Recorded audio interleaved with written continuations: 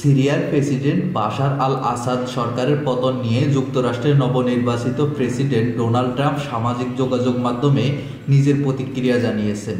তিনি বলেছেন, আসাদ চলে গেছেন, তার রক্ষক ভ্লাদিমির পুতিনের নেতৃত্বাধীন রাশিয়া তাকে আর রক্ষা করতে আগ্রহী ছিল না। ট্রাম্পের মতে, রাশিয়া সিরিয়ায় তার উপস্থিতির কোনো কারণ খুঁজে পাচ্ছে না, কারণ ইউক্রেনের যুদ্ধ এবং অর্থনৈতিক দুর্বলতা তাদের মনোযোগ সরিয়ে দিয়েছে।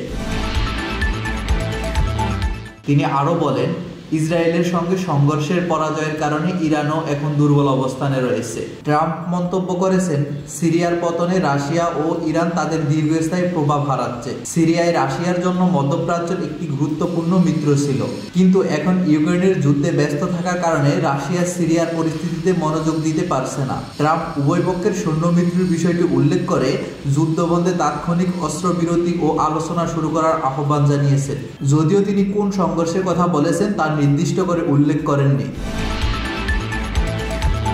ট্রাম্পের মতে, সিরিয়ার পতন রাশিয়ার জন্য মধ্যপ্রাচ্য তার শক্তি প্রদর্শনের ক্ষমতাকে ক্ষতিগ্রস্ত করবে।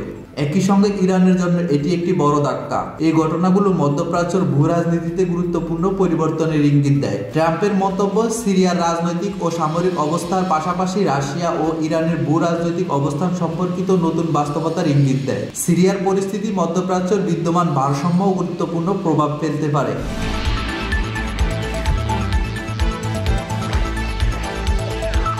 Mohammad Rashed, sky channel.